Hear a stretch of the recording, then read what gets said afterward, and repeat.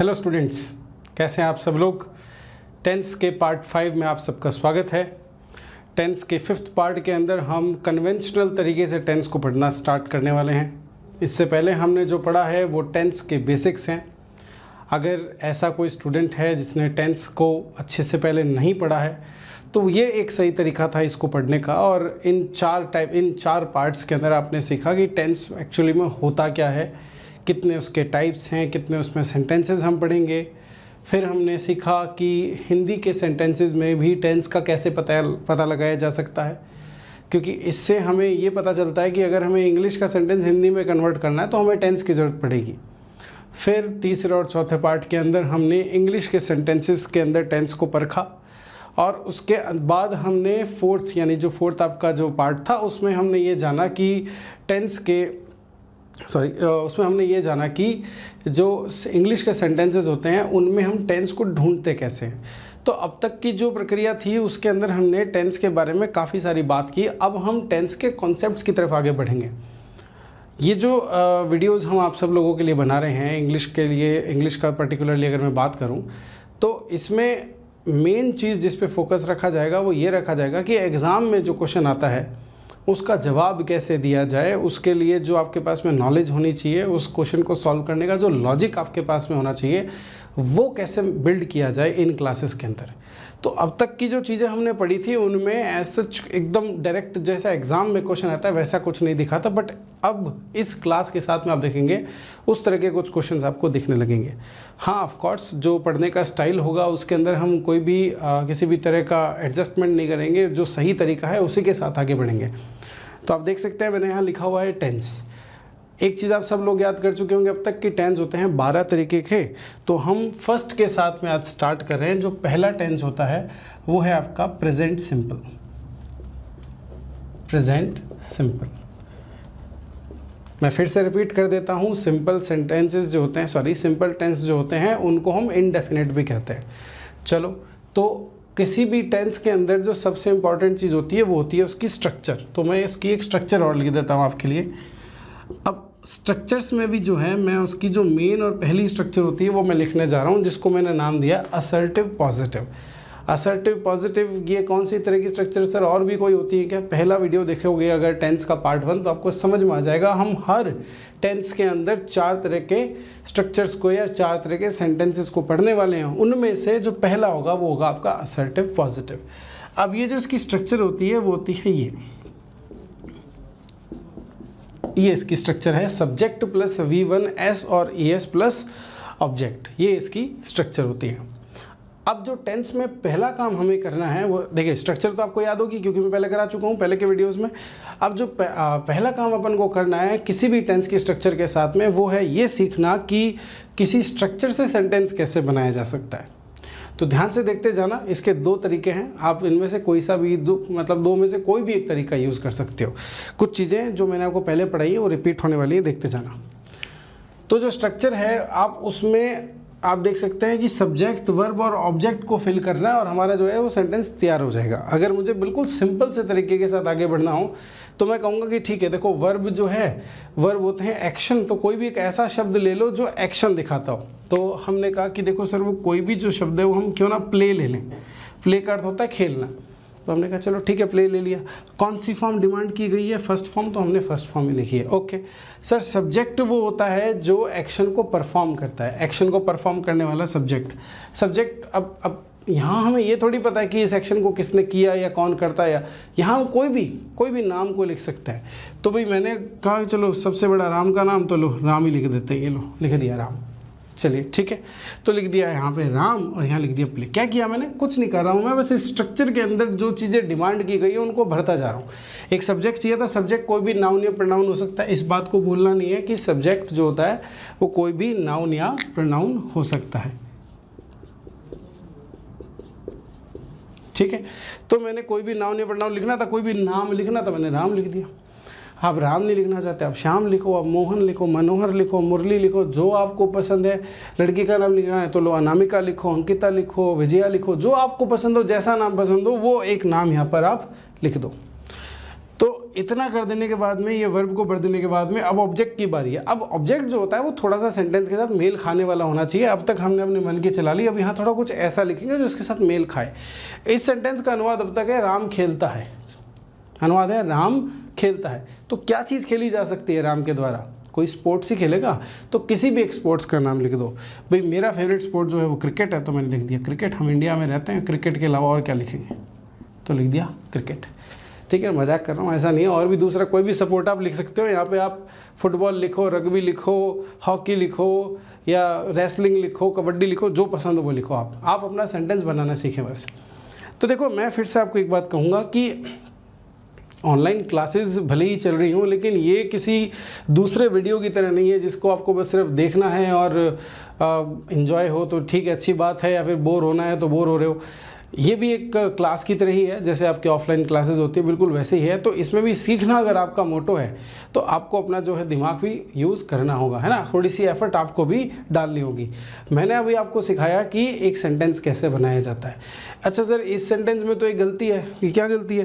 कि सर हमने तो सुना है कि ना राम प्ले क्रिकेट नहीं हो सकता, राम प्लेज क्रिकेट होगा। बिल्कुल सही सुना है कि यहाँ पे राम प्लेज क्रिकेट होगा। कैसे सर? ये एस और यस लगा हुआ है यहाँ पे, इसलिए लगा दिया। क्या यहाँ पे सिर्फ प्लेज ही लिखा जा सकता है? क्या यहाँ प्ले नहीं लिखा जा सकता? या कोई भी जो मैं वर्ब की फर्स्ट फॉर्म यूज़ करूँगा उसके साथ में एस और यस हमेशा लिखना होगा? आओ कुछ सेंटेंसेस और बनाते हैं, क्योंकि ये काम तो आपको जितनी बार आप करोगे उतने आपके टेंस जो है वो स्ट्रांग बनते जाएंगे। देखो, मैंने एक सेंटेंस बना के दिखाया, आप ऐसे ही 2 और बना के देखो। क्या करना है? कोई एक वर्ब चुननी है, कुछ भी वर्ब चुननी है। लो, मैं एक वर्ब चुन लेता हूँ। Let's say read. मैंने एक वर्ब चुन ली, रीड। रीड का अर्थ होता है पढ़ना। अब यहाँ पे रीड के लिए मैं एक सब्जेक्ट चुनना चाहता हूँ, ठीक है ना। तो सब्जेक्ट मैंने एक बार तो नाम लिख लिया था। मैंने बात की कि ये नाउन भी हो सकता है, प्रोनाउन भी हो सकते हैं। तो प्रोनाउन लिख लिया मैंने, और मैंने इस और जो प्रोनाउन लिखा वो लिखा आई। ठीक है, तो आई रीड, इतना सेंटेंस बन गया। इसका अनुवाद हुआ कि मैं पढ़ता हूँ। क्या अनुवाद होता है? मैं पढ़ता हूँ। तो इसका जो अनुवाद हुआ वो हुआ मैं पढ़ता हूँ। तो आप इसमें कुछ जोड़ दो कि क्या पढ़ते हो, है ना। तो मैंने लिख दिया स्टोरी बुक्स। मैंने लिख दिया स्टोरी बुक्स। आई थिंक यहाँ तक कोई दिक्कत नहीं है। कुछ नहीं करा, सिर्फ सब्जेक्ट की जगह सब्जेक्ट लिख रहे थे, वर्ब की जगह वर्ब लिख रहे थे, और ऑब्जेक्ट की जगह ऑब्जेक्ट लिखते गए। सब्जेक्ट, वर्ब और ऑब्जेक्ट क्या होता है? सबसे पहली क्लास जाके देखिए, क्लास 1 जो है, जिसके अंदर इंग्लिश के बेसिक्स पार्ट 1 जो है, उसमें देखोगे, उसमें सिखाया है सब्जेक्ट और वर्ब और ऑब्जेक्ट क्या होते हैं, ये उसमें सिखाया हुआ है। और उन्हीं चीज़ों को देखो, वापस से बार बार रिपीट कर रहा हूँ मैं। चलो, अब बात करते हैं इनके ट्रांसलेशन की। ठीक है, तो ट्रांसलेशन के अंदर जो है, जैसे इसकी बात करते हैं पहले। इसमें एक तो वर्ड लिखा है राम, राम, ठीक है सर। एक वर्ड लिखा प्ले, प्ले का अर्थ होता है खेलना सर, ठीक है। और एक वर्ड लिखा क्रिकेट, ठीक है सर। तो राम खेलना और क्रिकेट से एक सेंटेंस बनाना है। आपको मैं कहूँ कि बताओ इसका ट्रांसलेशन क्या होगा। तो एक स्टूडेंट बोलेगा कि सर राम क्रिकेट खेल रहा है, एक स्टूडेंट बोलेगा राम क्रिकेट खेलता है। देखो, ये 3 वर्ड जरूर यूज़ होना चाहिए, राम, क्रिकेट और खेलना। तो राम ने क्रिकेट खेल लिया है, राम का क्रिकेट खेलना पसंद नहीं, तो पसंद वर्ड नहीं आया तो ज़रूर वो नहीं होगा। तो ये कुछ सेंटेंसेस आपने जो बनाए हिंदी में, वो सारे इसके ट्रांसलेशन हो सकते हैं, ऐसा हमें लगेगा। लेकिन हमें कैसे पता चलेगा कि इन 3-4 में से जिसमें राम, क्रिकेट और खेलना शब्द यूज़ हो रहा था, कौन सा सही ट्रांसलेशन है? ये कैसे पता चलेगा? तो देखो, इसी को पता लगाने के लिए जो है ना, हमें टेंस का ज्ञान होना चाहिए। जब आपने देखा यहाँ पे एस और यस लगा हुआ है, तो आप समझ गए कौन सा टेंस है, प्रेजेंट सिंपल। प्रेजेंट सिंपल के बारे में मैंने टेंस के दूसरे पार्ट में बताया है कि इसमें जो साउंड आती है लास्ट में, वो आती है ता, ते, ती, है, आती है। तो राम क्रिकेट खेलता है बन जाएगा कि नहीं बन जाएगा? बस इसी तरीके से इसका अनुवाद हो जाएगा, राम क्रिकेट खेलता है, ऐसे बनेगा। क्यों? क्योंकि टेंस इसमें कौन सा चल रहा है sir? Present simple. Present simple में साउंड क्या होती है सर? ता, ते, ती और है। तो हमने कहा राम क्रिकेट खेलता है। खेल चुका है नहीं बनेगा। क्यों सर? ये नहीं आया, चुका है साउंड नहीं आया। खेल रहा है बनेगा क्या? नहीं सर, नहीं बनेगा, क्योंकि यहाँ पे ता, ते, ती है लिखा हुआ। तो इसके अलावा और कोई अनुवाद नहीं होगा सर। मतलब इस सेंटेंस के भी एंड में ता है या ती है आएगा? बिल्कुल आएगा। देखो, आई रीड स्टोरी बुक्स, क्या मतलब हुआ इसका? स्टोरी बुक्स का मतलब, चलो स्टोरी की बुक्स यानी कि कहानी की किताबें, और रीड का मतलब पढ़ना, ठीक है। आई का मतलब मैं, तो मैं कहानियाँ बोल देते हैं एक बार के लिए इसको। मैं कहानियाँ पढ़ता हूँ बोलूँ या पढ़ रहा हूँ बोलूँ? बताओ, मैं कहानियाँ पढ़ता हूँ बोलूँ या पढ़ रहा हूँ बोलूँ? पढ़ता हूँ बोलेंगे ना, क्यों? क्योंकि सर इसमें आपने फर्स्ट फॉर्म लिखी है, फर्स्ट फॉर्म जो है वो यहाँ से मैच हो रही है, और ये हो रहा है आपका टेंस कौन सा? Present simple. अगर प्रेजेंट सिंपल है तो इसमें ता हूँ आएगा, ता हूँ आएगा, रहा हूँ नहीं आएगा। इससे पता चल रहा है? चलो ठीक है। तो एक तरीका हमने सीख लिया अब सेंटेंस बनाने का। क्या तरीका? कि सर सब्जेक्ट की जगह कोई भी नाम या प्रोनाउन लिख दो, वर्ब की जगह कोई भी एक्शन दिखाने वाला शब्द लिख दो, ऑफकोर्स उसका इंग्लिश वर्ड लिखोगे, और ऑब्जेक्ट वो लिख दो सर जिस पर एक्शन ये हो सकता हो, कुछ भी ऐसा। जैसे मैंने यहाँ क्रिकेट थोड़ी लिखा है, क्रिकेट की जगह फुटबॉल लिख दो आप, कोई रुकने वाला नहीं है, एक नया सेंटेंस बन जाएगा। जैसे मोहन प्लेज फुटबॉल बन जाएगा यहाँ पे। सिमिलरली यहाँ पे अगर मैं लिख दूँ मान लो वी, तो फिर वी रीड, और अगर हम जो है वो स्टोरी नहीं पढ़ते, हम अखबार पढ़ते हैं, तो हम लिख देंगे वी रीड न्यूज़पेपर, ऐसे बन जाएगा। ठीक है, चलो। तो एक तरीका और, मुझे पता है एक चीज़ पे आपका ध्यान जा रहा होगा, उस पर बनाते हैं थोड़ी देर में, लेकिन एक सेंटेंस और आपको बताना है मेरे को, और उसी सेंटेंस को बनाते हुए मैं आपको ये सिखाऊंगा कि सेंटेंस को बनाने का एक और तरीका क्या होता है। अब तक ये सीखा कि ता ते ती है, ये जो सेंटेंस सॉरी ये जो वर्ड्स हैं या जो ये जो साउंड्स हैं सॉरी, जो सेंटेंस के एंड में आती हैं, ता है, ते हैं, ती हैं, क्यों ना हम हिंदी में एक ऐसा सेंटेंस सोच लें। ये एक्चुअली में एक ईजियर तरीका है। हिंदी में एक सेंटेंस सोच लें जिसके एंड में ता है, ते है या ती है आता हो। ये जैसे आप हिंदी में एक सोच लो, तो उसमें से ना सब्जेक्ट वर्ब और ऑब्जेक्ट उठा के ना इस स्ट्रक्चर में पुट कर दो, देखो सेंटेंस तैयार हो जाएगा। कैसे? जैसे कि मैंने कहा कि विनोद अंग्रेजी पढ़ाता है, इसमें बताओ लास्ट में ता है की साउंड आई क्या? बिल्कुल आई सर। और अगर ता है की साउंड आई तो सर टेंस लगेगा प्रेजेंट सिंपल।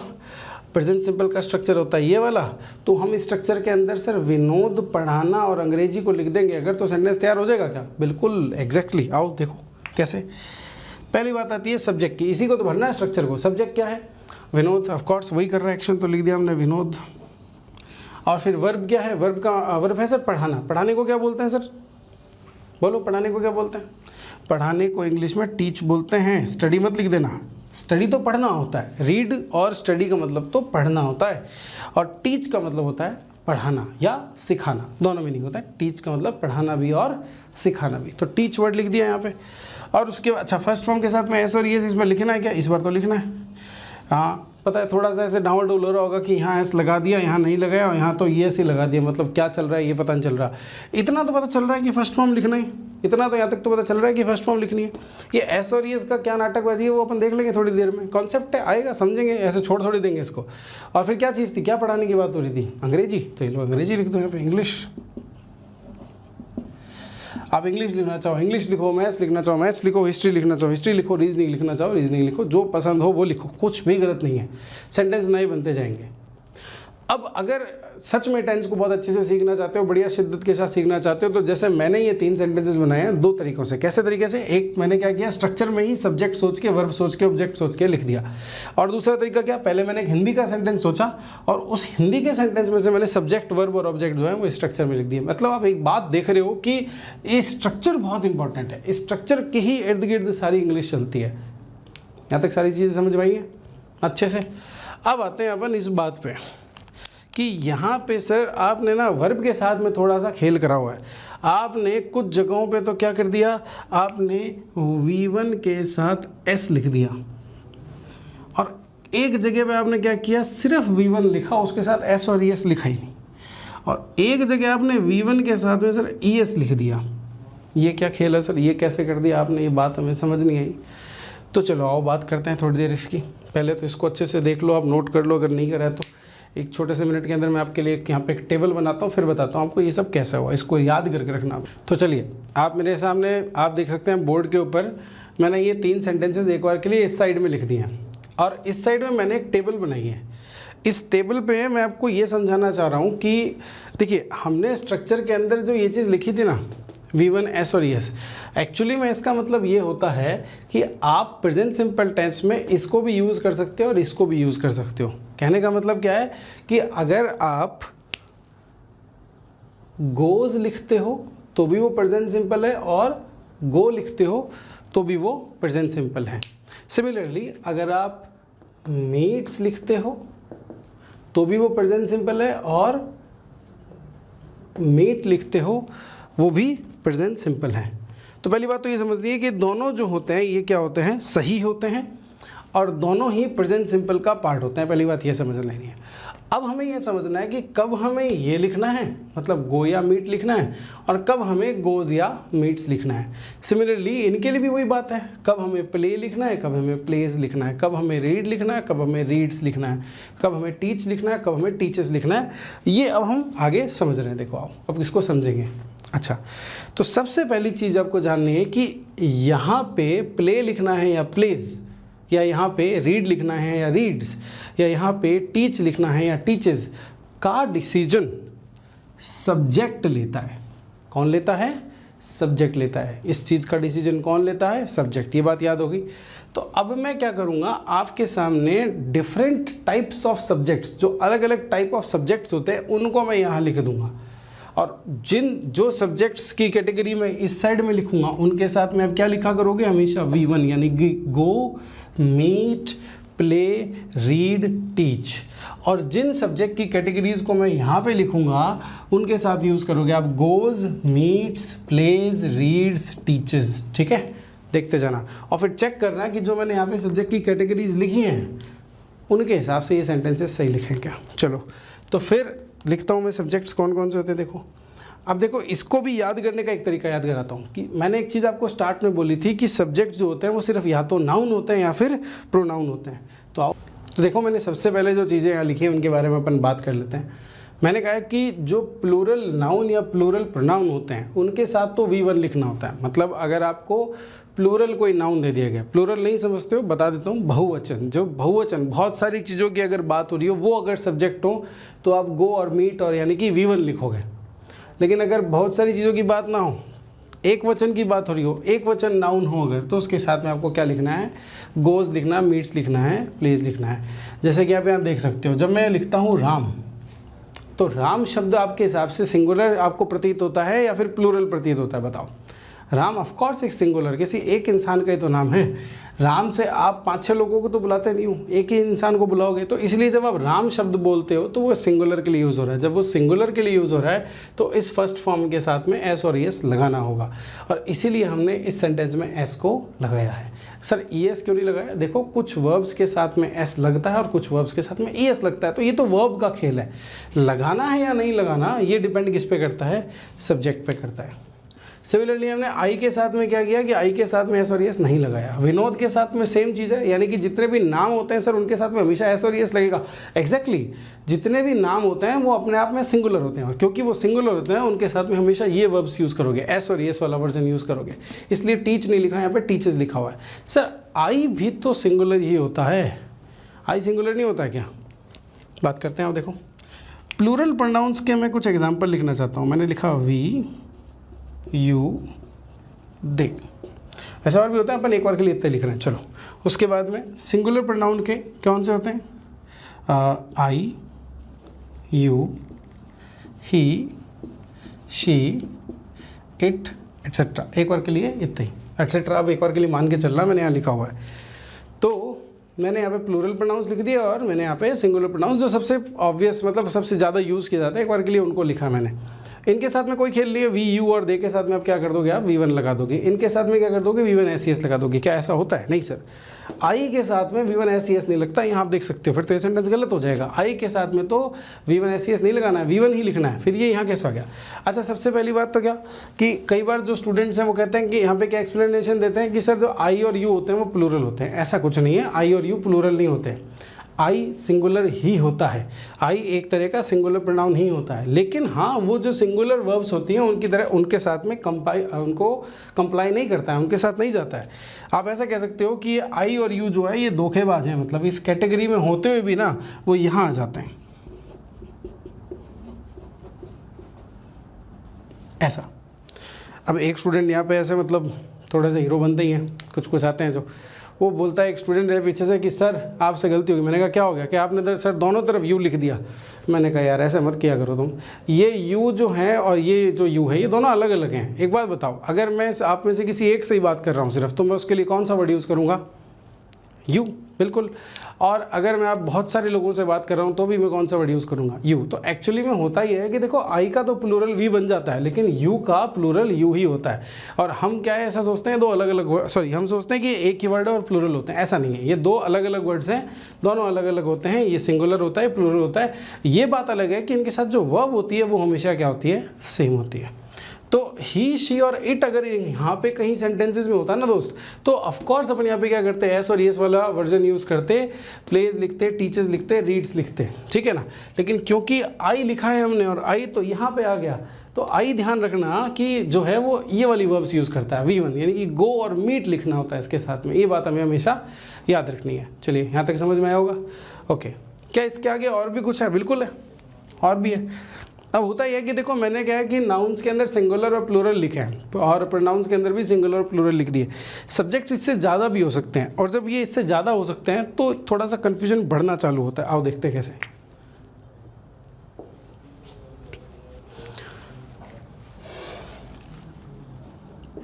नाउन्स में एक टाइप ना अनकाउंटेबल भी होता है।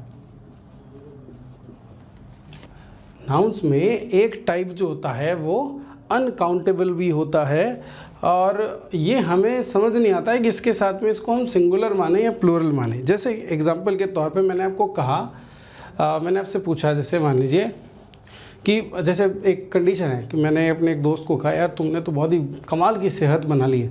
तो कैसे बनाई तुमने सेहत? तो उसने बोला कि दूध ने मेरी ये सेहत बना दी है, दूध ने मेरी ये सेहत बना दी है। जैसे अपन एक और सेंटेंस बनाने के लिए से बोल रहे हैं, तो जो सेंटेंस बनेगा वो बनेगा मिल्क, और उसके बाद में हैज़ या हैव मेड या डेवलप्ड दिस हेल्थ और दिस फिजिक, ऐसे करके अपन जो है एक सेंटेंस बनाएंगे। तो हम यहाँ कैसे डिसाइड करेंगे यहाँ पे हैज़ आएगा या हैव आएगा? या अगर मान लीजिए हमारे पास में कन्फ्यूजन होता है V1 और V1 SES का, तो ये हम कैसे डिसाइड करते हैं कि यहाँ पे क्या आएगा, हैज़ आएगा हैव, या फिर यहाँ पे V1 आएगा या V1 SES आएगा? इसका जो डिसीजन है वो लेना बहुत मुश्किल हो जाएगा अगर आपको ये नहीं पता है कि मिल्क एक अनकाउंटेबल होता है। क्योंकि आपको लगेगा अगर मिल्क थोड़ा सा है तो फिर इसको सिंगुलर मान लें, और मिल्क अगर बहुत सारा है तो उसको प्लूरल मान लें। एक्चुअली में होता ही है कि कुछ नाउन्स जो होते हैं वो अनकाउंटेबल होते हैं, उनको आप काउंट नहीं कर सकते, और जिनको आप काउंट नहीं कर सकते याद रखना वो अनकाउंटेबल में आते हैं। और अनकाउंटेबल जो होते हैं वो सब के सब एस और ES का ही यूज़ करते हैं, ठीक है। जैसे देखो ज़रा, एक सेंटेंस मैंने आपको दिया, मान लीजिए क्वेश्चन के तौर पर देता हूँ। जैसे ये मैंने आपके लिए 2 क्वेश्चंस लिखे हैं, आपको मुझे आंसर देना है यहाँ से कि भाई यहाँ पे इस वाले सेंटेंस में मेक आएगा या मेक्स आएगा, और इस वाले सेंटेंस में ब्रिंग आएगा या ब्रिंग्स आएगा, ये आपको मुझे जवाब देना है। तो देखो फर्स्ट सेंटेंस के अंदर यहाँ पे गोल्ड है। गोल्ड जो होता है अगर आपको नहीं पता मैं बताता हूँ, अनकाउंटेबल नाउन होता है। तो अनकाउंटेबल नाउन के साथ में क्या आता है, एस और ES आता है। तो हमने क्या कर दिया, इसको आंसर बता दिया। बहुत बढ़िया, बिल्कुल सही है। अगर आपने ये सोचा था बहुत अच्छे। इस सेंटेंस के बारे में बताओ क्या होगा। यहाँ लिखा है a lot of gold bring और ब्रिंग्स डिसएग्रीमेंट। अब यहाँ पे लिखा हुआ है a lot of gold. A lot of gold का अर्थ क्या है, बहुत सारा गोल्ड। तो बहुत सारा गोल्ड कहीं ना कहीं आपके दिमाग में ये कन्फ्यूजन ला सकता है कि यहाँ पे जरूर किसकी, प्लूरल की बात हो रही है।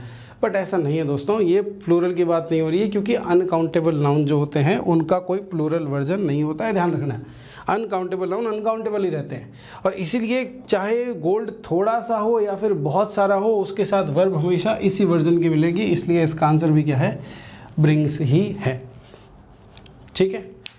आई होप आपको अब तक की सारी चीज़ें समझ में आई होंगी। अब यहाँ से थोड़ा सा ना कॉम्प्लेक्स चीज़ें स्टार्ट हो जाएंगी, ठीक है। तो वो मैं एक्चुअली में पढ़ाऊँगा तो मैं उसको अगले ही वीडियो के अंदर, लेकिन मैं लिख देता हूँ ताकि ये टेबल पूरी हो जाए।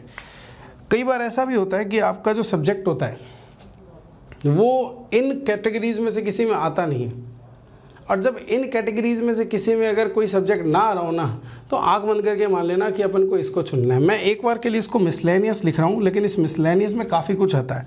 जैसे इसके जो फर्स्ट पार्ट है वो मैं लिख देता हूँ। इसमें आता है V1 ING के रूप में कई बार सब्जेक्ट होता है।